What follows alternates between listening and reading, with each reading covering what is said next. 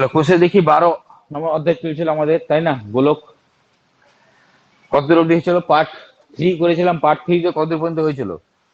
Part 3 আমাদের 10 নম্বর পর্যন্ত হয়ে গেছিল। আজকে আরম্ভ করবো আমরা পার্ট 4, 11 নম্বর অঙ্ক থেকে আরম্ভ হবে। বার করো সবাই 184 পেজের 11 নম্বর অঙ্কটা পড়ো। 184 পেজের 11 নম্বর অঙ্কটা পড়ো সবাই। কি বলেছে দেখো, একই ধাতুর পাত থেকে তৈরি দুটি ফাঁপা গোলকের ব্যাসের দৈর্ঘ্য যথাক্রমে 21 সেমি এবং 17.5 সেমি। ব্যাস বলা আছে, ব্যাসার্ধ বাক্য থেকে দুটি ভাগ করতে হবে।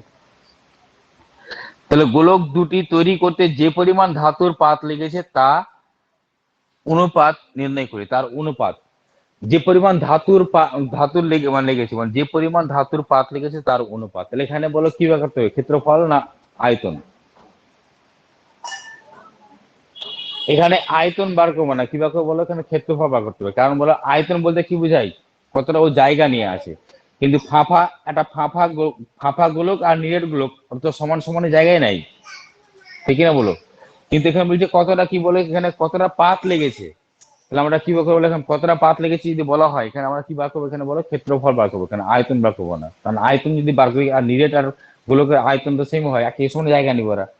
এখানে আয়তন বার করলে ভুল বের করা হবে। বাক্যটা থেকে কি বলে ক্ষেত্রফল। তাহলে কার ক্ষেত্রফল বার করতে হবে? দুটো গোলক আছে না, তাহলে গোলক দুটির ক্ষেত্রফলের অনুপাত চেয়েছে। তাহলে তো উত্তর সরাসরি 1 লাইনে বার হয়ে যাবে। লিখো, গোলক দুটির সমগ্র তলের ক্ষেত্রফলের অনুপাত। এটা আগে লিখি, তবে লাস্ট লাইনে ফাইনাল উত্তর লিখে নেব। গোলক দুটির সমগ্র তলের ক্ষেত্রফলের অনুপাত লিখে সমান দাও।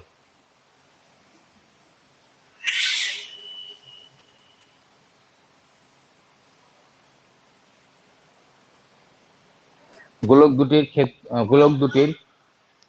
সমগ্র তলের ক্ষেত্রফলের অনুপাত সমান, ক্ষেত্রফল ফর্মুলা আমরা জানি কি, 4 পাই r²। 4 পাই × r²। আচ্ছা, আর এর মানটা কত? প্রথমটা আর এর মান কত? 21 ছিল ব্যাস, বাই 2 হবে। তাহলে 21/2 তার square is to 4 pi r²। তাহলে আর এর মানটা কত বলো? 17.5 বাই 2 চলে আসবে। তাহলে 17.5/2 তার স্কোয়ার।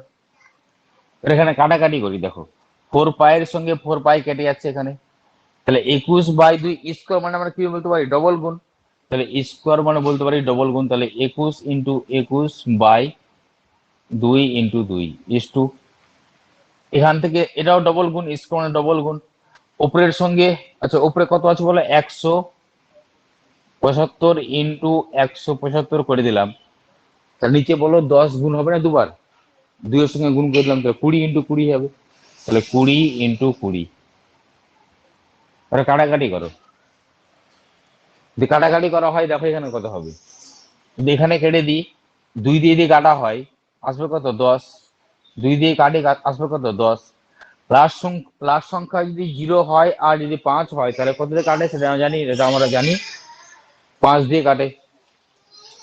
লাস্ট সংখ্যাটা 0 কিংবা যদি 5 হয় তাহলে সেই সংখ্যাটা কত দিয়ে কাটে, 5 দিয়ে কাটে। 5 দিয়ে কেটে দাও। যদি 5 দিয়ে কাটা হয়, 5 দ্বিগুণ 10।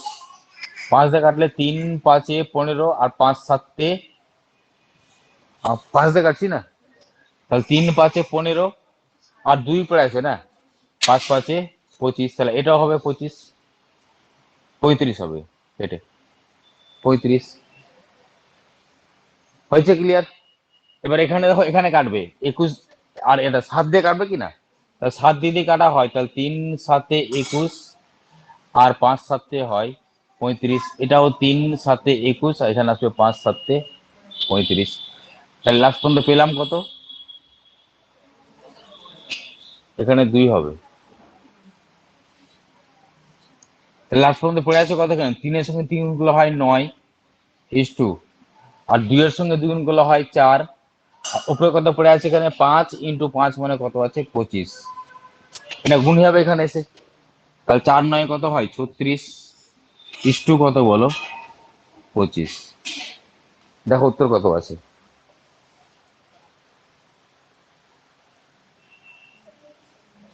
এবার লাস্ট লাইন দিয়ে লিখে দাও, অতএব দিয়ে লাস্ট লাইন দিয়ে দেখে লিখে দাও। তো গোলক দুটি তৈরি করতে যে পরিমাণ ধাতুর পাত লেগেছে তার অনুপাত 36:25। এটাই উত্তর, যে পাশে আনসার লিখে দাও। গোলক দুটি তৈরি করতে যে পরিমাণ ধাতুর পাত লেগেছে তার অনুপাত, গোলক দুটি তৈরি করতে যে পরিমাণ ধাতুর পাত লেগেছে তার অনুপাত 36:25।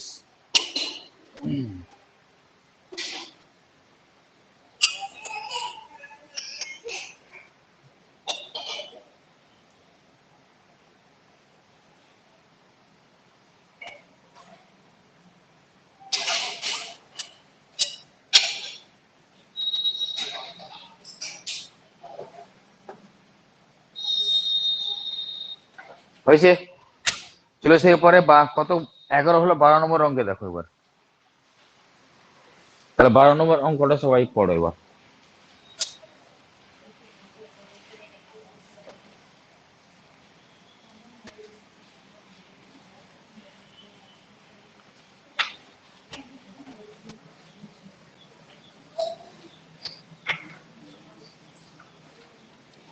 তাহলে 12 নম্বর অঙ্কে কি বলা হয়েছে, একই ধাতব গোলকের উপরিতল, একটি একটি ধাতব গোলকের উপরিতল এমন ভাবে কেটে নেওয়া হলো যে নতুন গোলকের বক্রতলের ক্ষেত্রফল আগের গোলকের ঠিক অর্ধেক হয়। তা বলছে কেটে নেওয়া অংশের আয়তনের সঙ্গে অবশিষ্ট গোলকের আয়তনের অনুপাত নির্ণয় করি। তাহলে তোমাকে বলা হয়েছে একটা গোলক আছে, এরকম মনে করো একটা গোলক আছে,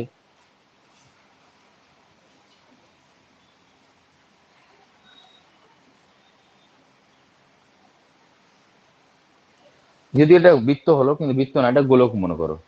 তাহলে এই একটা গোলক, বলছে এই গোলকটা থেকে উপরিতল মানে উপরের তলটাকে, মনে করো একটা ফুটবল ছিল, ফুটবলের উপরের তলটাকে গোল করে সুন্দরভাবে কেটে নেওয়া হলো। বলেছে এমন ভাবে কেটে নেওয়া হলো যে নতুন যে গোলক তৈরি হলো, মানে এখান থেকে এরকম ভাবে একটা অংশ দিয়ে কেটে নেওয়া হয় গোল করে,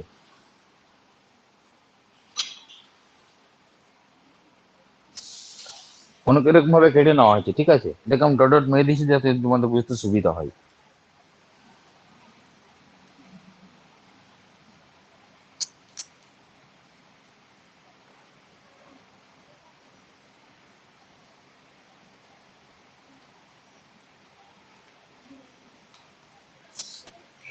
হয়েছে?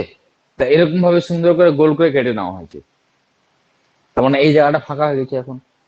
বলছে এর যা ক্ষেত্রফল হবে, সম্পূর্ণ গোলকটা ক্ষেত্রফল আগে যা ছিল তার অর্ধেক হয়ে যাবে, এই প্রশ্নে এটা বলা হয়েছে। তাহলে এটাই মনে করে এখানে, এটা যদি বাইরে নিয়ে আসা হয়, থাক এখানে থাকে, এটি থাকে। তাহলে এটার ক্ষেত্রফল কি বলছে বলো, পূর্বের ক্ষেত্রফলে কি হবে বলো, অর্ধেক হয়ে যাবে। আর কি বলেছে প্রশ্নে দেখো এবার, বলেছে কেটে নেওয়া অংশের আয়তনের সঙ্গে, তাহলে কেটে নিয়েছি কোন অংশটা, এই অংশটা, বলছে এটার আয়তনের সঙ্গে অবশিষ্ট অংশ মানে বাকি অংশটার আয়তনের কি চেয়েছে বলো, অনুপাত চেয়েছে। মানে সম্পূর্ণ অংশটা থেকে আমি যদি এটা বাদ দিই তাহলে তো বাকি অংশটা পেয়ে যাবো। তাহলে এখানে বলো আয়তন ক্ষেত্রফল যদি বার করতে চাই আমার কি দরকার, আর দরকার। প্যারামিটার কটা এখানে, একটাতে প্যারামিটার না, ব্যাসার্ধ। ব্যাসার্ধ পেয়ে গেলে কাজ হবে, সেই জন্য আমি মনে করলাম পূর্বের যেটা গোলক ছিল তার ব্যাসার্ধ মনে করলাম বড়, সেখানে বড় করলাম বড় আর, আর যেটা নতুন যেটা গোলক তৈরি হলো কিনা কেটে নেওয়া অংশটা, ওটা মনে করলাম কি বলো, ছোট আর, স্মল আর। লিখো, দেখো ধরি পূর্বের গোলকের, ধরি পূর্বের গোলকের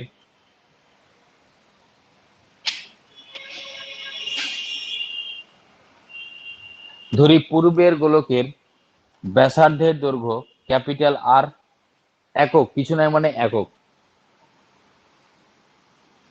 এবং নতুন গোলকের ব্যাসার্ধের দৈর্ঘ্য স্মল আর একক।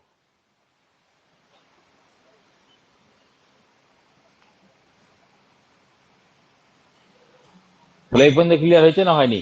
ক্যাপিটাল আর আর স্মল আর আমি ধরে নিলাম, বড় সেই জন্য বড় আর ধরলাম, ছোটটাকে ছোট আর ধরলাম। তাহলে বলো পূর্বের গোলকের বক্রতলের ক্ষেত্রফল পেয়ে যাবো কিনা আমি, কত, 4 পাই ক্যাপিটাল আর স্কোয়ার, আর নতুনটা পেয়ে যাবো 4 পাই স্মল আর স্কোয়ার। লিখো, অর্থাৎ পূর্বের গোলকের বক্রতলের ক্ষেত্রফল, নিচে লিখো এবার, দেখো পূর্বের গোলকের বক্রতলের ক্ষেত্রফল তারপরে সমান দাও। পূর্বের গোলকের বক্রতলের ক্ষেত্রফল তারপরে সমান কি লিখতে পারি, 4 পাই আর স্কোয়ার, পাশে আছে বর্গ একক, কারণ ক্ষেত্রফল বর্গ দিয়ে শুরু হয়।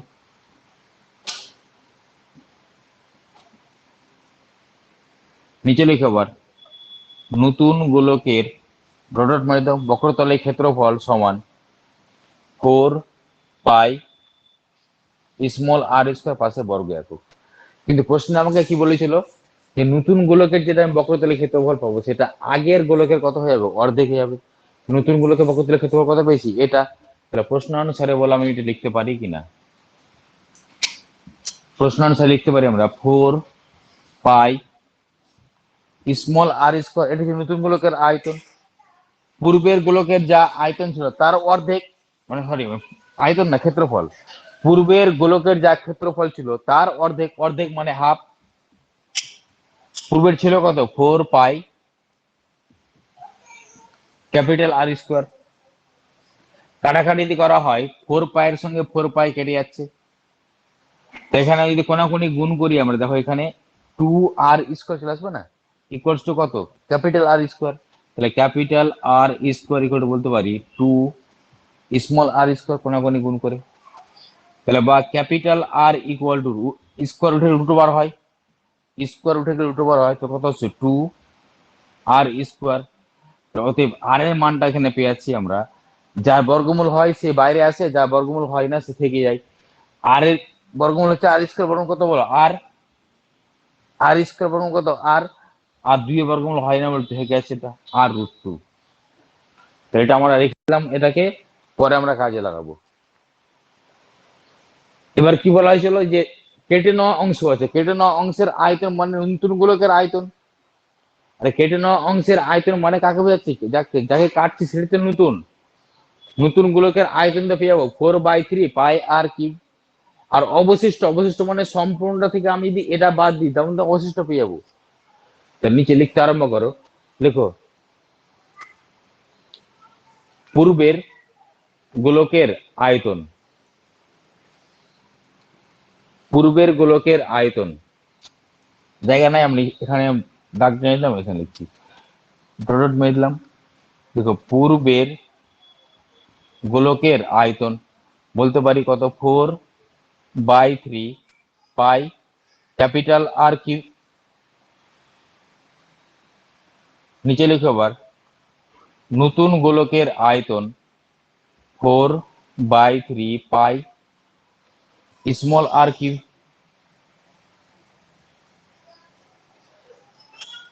হয়েছে ক্লিয়ার? তাহলে প্রশ্নে তোমাকে বলা হয়েছে যে নতুন মানে কেটে নেওয়া অংশ মানে তো নতুনটাই আসবে, ওটার সঙ্গে কার আয়তন চেয়েছে বলো, অবশিষ্ট। তার মানে দেখো সম্পূর্ণটা থেকে আমি যদি এটা বাদ দিই তাহলে অবশিষ্ট পেয়ে যাবো না। তাহলে অবশিষ্ট গোলকের আয়তন পেয়ে যাবো কিনা, প্রশ্ন কি বলেছিল, অবশিষ্ট গোলকের আয়তন। তো লিখো নিচে, এবার লিখো অবশিষ্ট গোলকের আয়তন, নিচে লিখো অবশিষ্ট গোলকের আয়তন। অবশিষ্ট গোলকের আয়তন সমান সমান, পারছো লিখতে, বলো কত হবে তাহলে। সম্পূর্ণটা থেকে নতুনটা বাদ, সম্পূর্ণটা থেকে আমি নতুনটা বাদ দিই তাহলে তো অবশিষ্টটা পেয়ে যাবো। সম্পূর্ণটা কত, 4/3 পাই আর কিউব মাইনাস 4/3 পাই এখান থেকে এক কাজ করি, 4/3 পাই এটা কমন চলে আসবে, তাহলে 4/3 পাইটাকে কমন নিলাম, তাহলে 4/3 পাই কমন না পড়ে থাকছে কি আর কিউব মাইনাস আর কিউব। তাহলে সমান, নিচে সমান দিয়ে, তাহলে 4/3 পাই। আচ্ছা আর এর মানটা আমাদের বার করা ছিল না, তাহলে এটা কি লিখতে পারি আমরা, r√2 তার কিউব মাইনাস আবার আর কিউব, এটা একটা ব্র্যাকেট, ফার্স্ট ব্র্যাকেট, এটা পুরোটা ব্র্যাকেটে ছিল, ফার্স্ট ব্র্যাকেট কোন ব্র্যাকেট, সেকেন্ড ব্র্যাকেট। তাহলে 4/3 পাই, এটাকে যদি তুলে দেওয়া হয় কত হয় বলে এবার? আর কিউব আসবে একটা ইন্টু, আর রুটের কিউব করলে কি হয় বলো? 2√2 হয়, 3 বার গুণ না। রুটের কিউব মানে কি বলো? √2 ইন্টু √2 ইন্টু 2 বার গুণ করলে 2 হয়ে যায়, আর একটা √2 হবে। এটাকে গুণ করলে কত পাই আমরা? 2√2 মাইনাস কত বলো আবার? আর কিউব। এটা ব্র্যাকেটের মধ্যে ছিল, কোন ব্র্যাকেট নাই, তাহলে ফার্স্ট ব্র্যাকেট ইউজ করতে পারি। তাহলে টাকা এখান থেকে আমি আবার আর কিউব কমন নিতে পারি কিনা বলে এবার? এখান থেকে আমি আবার আর কিউবটা কমন নিলাম, তাহলে কত পড়ে থাকছে? 4/3 পাই, আর আর কিউব কমন নিলাম, পড়ে থাকছে কি এখানে? 2√2 -1। 4/3 পাই আর কিউব ব্র্যাকেটের মধ্যে 2√2 -1, এটা পেলাম অবশিষ্ট অংশের আয়তন। প্রশ্নে কি চেয়েছিল? নতুন গোলকের, মানে কেটে নেওয়া অংশ মানে নতুনটাই, কেটে নেওয়া অংশ মানে কাকে বোঝাচ্ছে? নতুনটাই বোঝাচ্ছে। লাস্ট লাইন থেকে উত্তর লিখো এবার ফাইনালি, দেখো অতএব দিয়ে লিখো এবার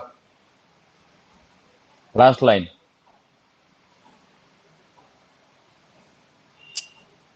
দেখো লাস্ট লাইন থেকে লিখো, অতএব কেটে নেওয়া অংশের আয়তনের সঙ্গে অবশিষ্ট গোলকের আয়তনের অনুপাত।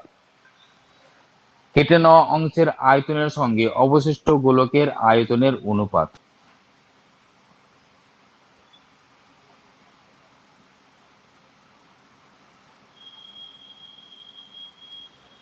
লাস্ট লাইন যেটা লিখতে বললাম লিখে দাও, কেটে নেওয়া অংশের আয়তনের সঙ্গে অবশিষ্ট গোলকের আয়তনের অনুপাত, তারপরে সমান দাও। অঙ্কটা মেরে দিলাম এখানে। বলো কেটে নেওয়া অংশ মানে কাকে বোঝায়? নতুনটাকে বোঝাচ্ছে। নতুনটার আয়তন আমাদের বার করাই ছিল, কত বলো? 4/3 পাই আর কিউব, এটাই তো হবে। অনুপাত বলে অনুপাত চিহ্ন দিলাম, কার অনুপাত চেয়েছে? ওর সঙ্গে অবশিষ্ট। এখনই বার করলাম অবশিষ্ট আয়তনটা, কত? 4/3 পাই আর কি ব্র্যাকেটের মধ্যে ছিল 2√2 -1। তো এখানে 4-এর সঙ্গে 4 কেটে যাচ্ছে, 3-এর সঙ্গে 3 কেটে যাচ্ছে, পায়ের সঙ্গে পাই কেটে যাচ্ছে, আর কিউবের সঙ্গে আর কিউব কেটে যাচ্ছে, থাকছে পড়ে কি এখানে 1:2।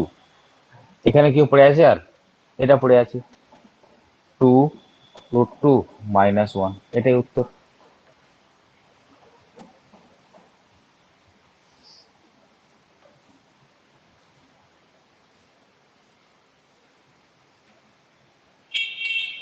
হয়েছে, লেখা হয়েছে সবার? এ পর্যন্ত আশা করি সব নোট করা হয়ে গেছে, তাড়াতাড়ি লিখে নাও। নেক্সট তারপরে অঙ্কটা পড়ো 13 নম্বর। আচ্ছা এই অঙ্কটা দাগ মেরে রাখো তো, এখন যেটা করালাম তার আগের অঙ্কটা ইম্পর্টেন্ট। 11 নম্বর অঙ্কটাও দাগ মেরে রাখো, আর 12 নম্বর অঙ্কটাও দাগ মেরে রাখো, আর 14 নম্বর অঙ্কটাও দাগ মেরে রাখো, ভিভিএ লিখে রাখো।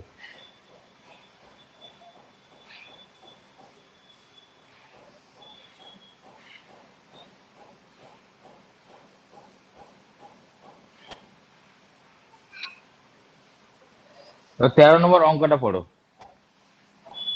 13 নম্বর অঙ্কে কি বলা হয়েছে? 14 সেমি দৈর্ঘ্যের ব্যাসার্ধ বিশিষ্ট একটি ভূগোলকের অক্ষটির বক্রতলে 0.7 সেমি দৈর্ঘ্যের ব্যাসার্ধ বিশিষ্ট দুটি বৃত্তাকার ছিদ্র করা হয়েছে, তাই না? বৃত্তাকার ছিদ্র, বৃত্তাকার ছিদ্র মানে বুঝে গেলাম একটা একটা ছিদ্রের ক্ষেত্রফল কত হয়? πr²। আর ভূগোলক মানে গোলককে বোঝাচ্ছে, তার ক্ষেত্রফল কত হয়? 4πr²। যে ভূগোলকটির গোলাকার অংশের ধাতব পাতের ক্ষেত্রফল নির্ণয় করতে, তাহলে ছিদ্র করা যেমন ছিদ্রগুলো বাদ দিলে হবে না? ছিদ্রগুলো কিসে বলে? ছিদ্রগুলো আঁকা কিরকম বলেছে? বৃত্তাকার। তখন দুটো দুটো বৃত্ত বাদ দিলে তো উত্তর পেয়ে আমরা। সেটা অঙ্ক আছে।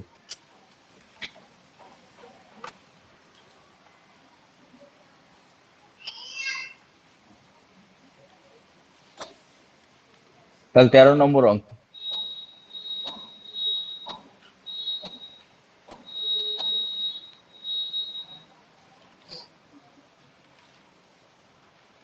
একটা মনে করো এরকম ভাবে একটা গোলক, ভূগোলক ছিল, এখানে মনে করো দুটো ছিদ্র করা হয়েছে, বৃত্তাকার ছিদ্র, ঠিক না? ছিদ্রগুলো কিরকম বলেছে? বৃত্তাকার। ব্যাসার্ধ কত বলা হয়েছে? 0.7। তাহলে সম্পূর্ণটা থেকে, তার মানে বলছি যে এই যে সম্পূর্ণটা থেকে এই ছিদ্রগুলো বাদ, এটা তো ছিদ্র, এখানে কি কিছু আছে? আর এটা তো ফাঁকা হয়ে গেছে না, এটা বাদ দিলে তো উত্তর পেয়ে যাবো। তো সম্পূর্ণটা ক্ষেত্রফল বার করি, আর দুটো বৃত্তাকার ছিদ্রের ক্ষেত্রফল বার করবো, ওটা বিয়োগ করে দেবো, উত্তর পেয়ে যাবো। তাহলে সম্পূর্ণটা মানে সম্পূর্ণ নাম কি বলেছে? ভূগোলক। লিখো, ভূগোলকটির বক্রতলের ক্ষেত্রফল। সমগ্রতল বলতে বক্রতলকে বুঝাচ্ছে। দেখো, ভূগোলকটির বক্রতলের ক্ষেত্রফল সমান,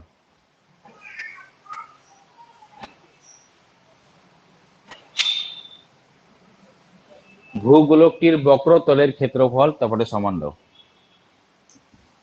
4 পাই × r²।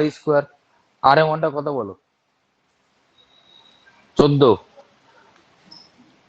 তাহলে 14 স্কোয়ার, পাশে ক্ষেত্রফল একক জন্য আমরা বর্গ দিয়ে হয়, একক কি আছে? সেমি, তাহলে বর্গ সেমি ইকুয়ালস টু কত রাখা যায়? 4 × মানে কত? 22/7, আর স্কোয়ার মানে আমরা জানি কত হয়? ডবল গুণ, তো 14 × 14। তাহলে একটা এখানে একটা কেটে দিচ্ছি 7, তাহলে 7 দ্বিগুণ কত হয়?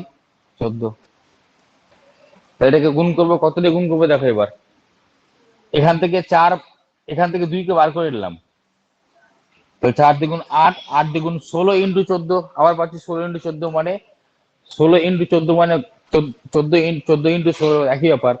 পরপর দুটি জোড় সংখ্যা গুণ করার নিয়ম কি বলেছিলাম? মাঝের সংখ্যাটা কি আছে? 15 বড় কত হয়? 225। ওখান থেকে এক বাদ, 224। এটাকে গুণ করতে হবে কত দিয়ে?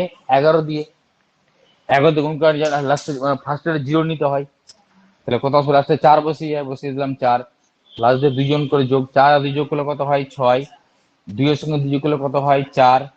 আর 2 এর সঙ্গে 0 যোগ করলে হয় 2। তাহলে 2464 পাশে বর্গ সেমি।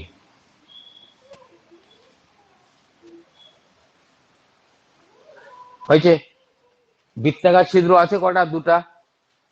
তাহলে একটা ছিদ্রে আমার ফর্মুলা কি জানি? πr²। তাহলে দুটির জন্য কত হবে? 2πr² হবে।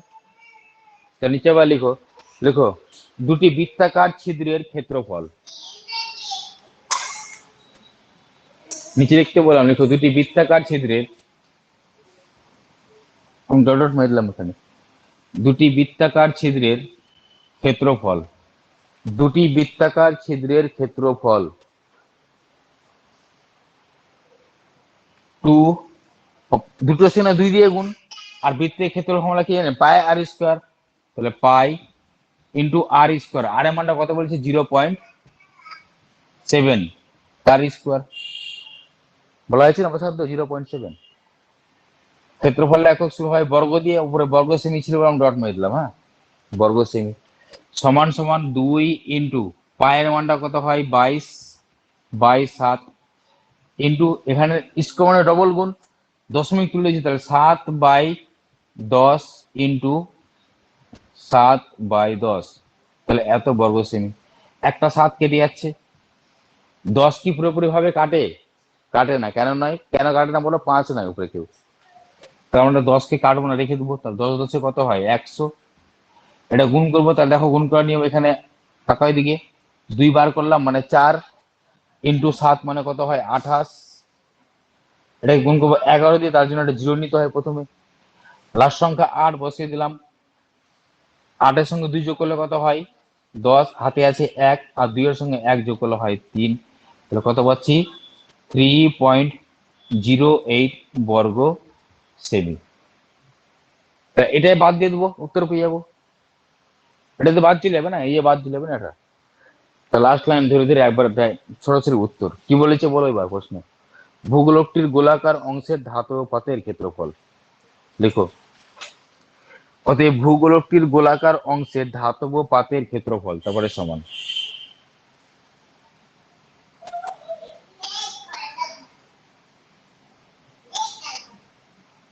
ভূগোলকটির গোলাকার অংশের ধাতব পাতের ক্ষেত্রফল, তারপরে সমান দাও।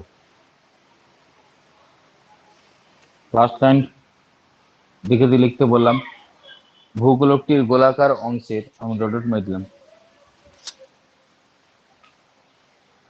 ভূগোলকটির গোলাকার অংশের ধাতব পাতের ক্ষেত্রফল লিখে তারপরে সমান। তার মানে সম্পূর্ণটা থেকে এটা বাদ, ছিদ্রগুলো বাদ, তাহলে সম্পূর্ণ ছিল কত বলো, 2464 মাইনাস 3.08, পাশে কি হবে, বর্গ সেমি। এবার দেখো এদিকে, এটা যদি বিয়োগ করতে চাই তাহলে দশমিক পরে কেউ নাই মানে কি বলো, জিরো জিরো আছে, বুঝা গেল? আমি বিয়োগ করছি, দেখো মুখে মুখে বিয়োগ করে বেটাকে, দশমিকের পরে কেউ নাই মানে জিরো জিরো, জিরো জিরোটাকে মনে করলাম আমি 100 মনে করলাম, মানে এখান থেকে আমি এক ধার করে নিলাম, চার ছিল না, চারটাকে ওপর নিয়েছিলাম, তো মানে এক ধার করে নিলাম, তাহলে 100 হয়ে গেল। জিরো জিরোর আগে আমি যদি এক দিই তাহলে 100 হবে না? তাহলে 100 থেকে 8 বাদ দিলে কত হয়, 100 থেকে 8 বাদ দিলে কত হয়, 92 দশমিক, কারণ দশমিক দু ঘর পরে চলে যায়। আর এখান থেকে আমি এক ধার করে নিয়েছি যে 63 পড়ে আছে, ওখান থেকে 3 বাদ, তার মানে 60, তাহলে 2460.92 বর্গ সেমি হয়ে গেল, মুখে মুখে বিয়োগ করা গেল। তো 2460 কত বড় 92 বর্গ সেমি, এটাই উত্তর, দেখে উত্তর মিলেছে কিনা। এটা হয়ে গেলে চলে এসে তারপর 14 নম্বর অঙ্কটা পড়ো। এরপর নেক্সট 14 নম্বর অঙ্কটা পড়তে বললাম।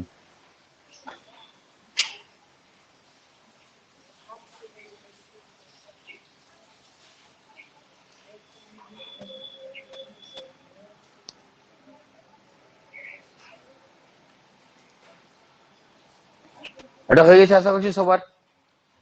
নেক্সট অঙ্ক পড়তে বলছি, পড়ো।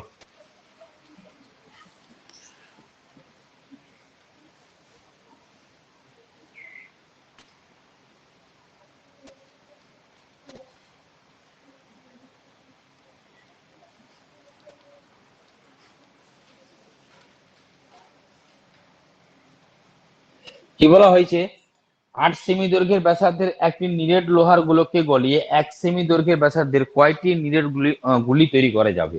আবার একই একই গলাচ্ছি, উভয় গলাচ্ছি, মানে এর আয়তন আয়তন সমান। তাহলে এটাকে গলিয়ে আমি যা পাচ্ছি, তাহলে কাকে গলানো হচ্ছে, 8 সেমি দৈর্ঘ্যের ব্যাসার্ধের একটি নিরেট লোহার গোলক, তাহলে লোহার গোলকটার আয়তন বার করে নি, লিখো নিরেট লোহার গোলকটির আয়তন, নিরেট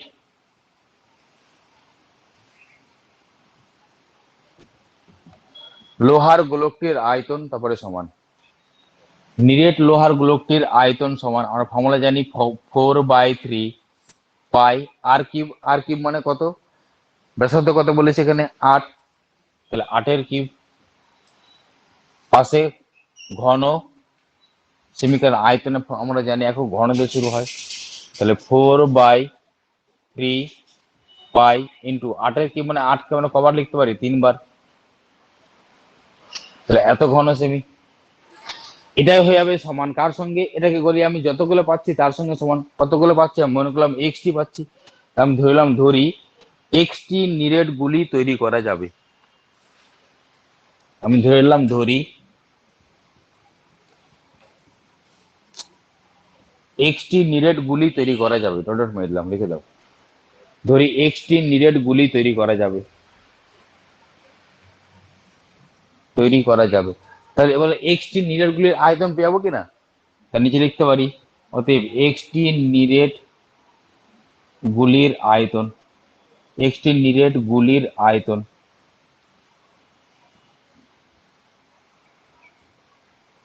আচ্ছা গুলি তো কার মতন দেখতে হয়, ছোট ছোট গুলিগুলো কার মতন দেখতে, গোলকই তো হয়। আয়তনের ফর্মুলা কি জানি আমরা, এক্সটি এক্স দিয়ে গুণ, তাহলে এক্স ইন্টু 4/3 পাই ইন্টু আর এর কিউব, আর মানে কত বলছে, 1 সেমি দৈর্ঘ্যের ব্যাসার্ধ, মানে 1 কিউব, আর 1 কিউব কত হয়, একই তো হয়, আর 1 দিয়ে গুণ করলে ওটাই হবে, পাশে কি বলো, ঘন সেমি, 1 দিয়ে গুণ করলে ওটাই হবে, তার মানে এক্স ইন্টু 4/3 পাশে পাই, আর এটা ইকুয়ালস টু আমি কি বলতে পারি, এটা বলতে পারি, কারণ এটাকে গড়লে তো আমি এটা পাচ্ছি, তাহলে প্রশ্ন অনুসারে কি লিখতে পারি আমরা, আমি শুধু প্রো লিখছি, তোমরা প্রশ্ন অনুসারে লিখে দাও, লিখতে পারি x into 4/3 pi equals to কত, 4/3 পাই ইন্টু 8 ইন্টু 8 ইন্টু 8, কাটাকাটি আছে, দেখো 4 এর সঙ্গে 4 কেটে যাচ্ছে, 3 এর সঙ্গে 3 কেটে যাচ্ছে, পায়ের সঙ্গে পাই কেটে যাচ্ছে, অতএব এক্স ইকুয়াল টু কত পাচ্ছি, 8, 8 এর কে 3 বার গুণ মানে 8 কিউব, আর 8 কিউব আমরা জানি কত হয়, 512 হয়। এটা আমরা 4 নম্বর অধ্যায়ে আমরা কিউব গুলো পড়িয়ে দিয়েছিলাম। হয়েছে ক্লিয়ার? এটাই উত্তর। লাস্ট লাইন দিয়ে লিখে দাও, অতএব কি বলো, 512টি নিরেট গুলি তৈরি করা যাবে। অতএব লিখে দাও, অতএব দিয়ে লাস্ট লাইন, অতএব 512টি নিরেট গুলি তৈরি করা যাবে। হয়েছে ক্লিয়ার?